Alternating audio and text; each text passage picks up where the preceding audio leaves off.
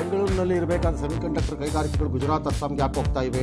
ಈ ಎರಡು ರಾಜ್ಯಗಳಲ್ಲಿ ಏನಿದೆ, ಪ್ರತಿಭೆ ಇದೆಯಾ ಅಂತ ಪ್ರಿಯಾಂಕ ಖರ್ಗೆ ಬುದ್ಧಿವಂತಿಕೆ ಏನಾಯಿತು?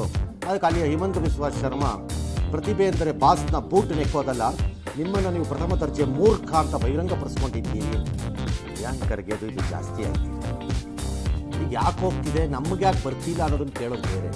ಪ್ರತಿಭೆ ಇದೆಯಾ ಅಂತ ಕೇಳ್ತಾರೆ. ಇದ್ರಲ್ಲಿ ಹೋಗ್ತಾರೆ ಜನ, ಪ್ರತಿಭೆ ಇರೋರು ಅಲ್ಲೇ ಹೋಗಿ ಸ್ಟೇ ಮಾಡ್ತಾರೆ, ಅಲ್ಲೇ ಇರಬೇಕು ಅಂತೇನಿಲ್ಲ. ಬೆಂಗಳೂರಲ್ಲಿ ಹುಟ್ಟಿದಾಗಲೇ ಪ್ರತಿಭೆ ಇತ್ತಾ? ಎಲ್ಲರೂ ಬಂದರು, ಇಲ್ಲಿಗೆ ಸೇರಿಕೊಂಡ್ರು. ಸುಪ್ರೀಂ ಕೋರ್ಟ್ ಮುಖ್ಯ ನ್ಯಾಯಮೂರ್ತಿ ಗವಾಯ್ ಅವ್ರ ಮೇಲೆ ಶೂ ಎಸೆದ ಪ್ರಕರಣದಲ್ಲಿ ಆ ವಕೀಲರ ಮೇಲೆ ಯಾವುದೇ ಕ್ರಮ ಬೇಡ ಅಂತ ಕೋರ್ಟ್ ತೀರ್ಮಾನ ಮಾಡಿದೆ. ಡಿಫೇಕು ಬೆಡಂಬೂಟದ ಕಾಟ ಇತ್ತೀಚೆಗೆ ಹೆಚ್ಚಾಗಿದೆ.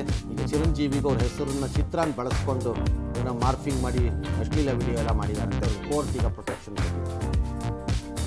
ತಮಿಳುನಾಡಿನ ಭೀಕರ ಕಾಲ್ತುಳಿತ ಪ್ರಕರಣ ಆಯ್ತಲ್ಲ, ಇವತ್ತು ನಟ ವಿಜಯ್ ಇವತ್ತು ರೆಸಾರ್ಟಲ್ಲಿ ಮದ್ರಾಸ್ ಹತ್ರ ಎಲ್ಲ ಕುಟುಂಬದವ್ರನ್ನ ಭೇಟಿ ಮಾಡಿದ್ದಾರೆ. ಅಪೋಸಿಷನ್ ಪಾರ್ಟಿಯವರೆಲ್ಲ ಇಲ್ಲೂ ನೋಡಪ್ಪ ದಿಮಾಕು ಪಾರ್ಟಿದು, ಮನೆಗೆ ಹೋಗಿ ಹೇಳೋಕ್ಕಾಗಲ್ವಾ, ರೆಸಾರ್ಟಿಗೆ ಕರ್ಸಂತ ಏನು ರಾಜಕಾರಣಪ್ಪ ಇವತ್ತು ಅಂತ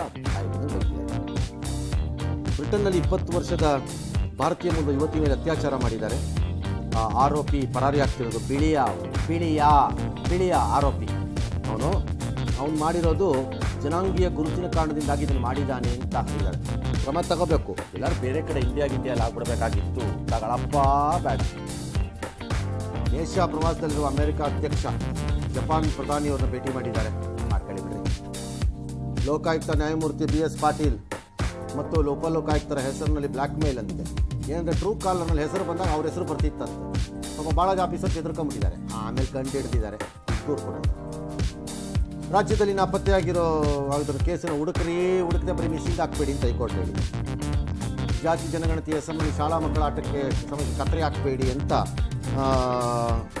ಸರ್ಕಾರ ಹಾಗೂ ಶಿಕ್ಷಣ ಇಲಾಖೆಗೆ ಮಕ್ಕಳ ಹಕ್ಕುಗಳ ಆಯೋಗ ಪತ್ರ ಬರ್ಕೊಂಡಿದ್ದಾರೆ. ಆಸ್ಟ್ರೇಲಿಯಾ ಮ್ಯಾಚಲ್ಲಿ ಕೊನೆ ದಿನ ಕ್ಯಾಚ್ ಹಿಡಿಯುವಾಗ ಏಟ್ ಮಾಡ್ಕೊಂಡಿದ್ದ ಶ್ರೇಯಸ್ ಅಯ್ಯರ್ ಈಗ ಆರಾಮಾಗಿದ್ದಾರೆ.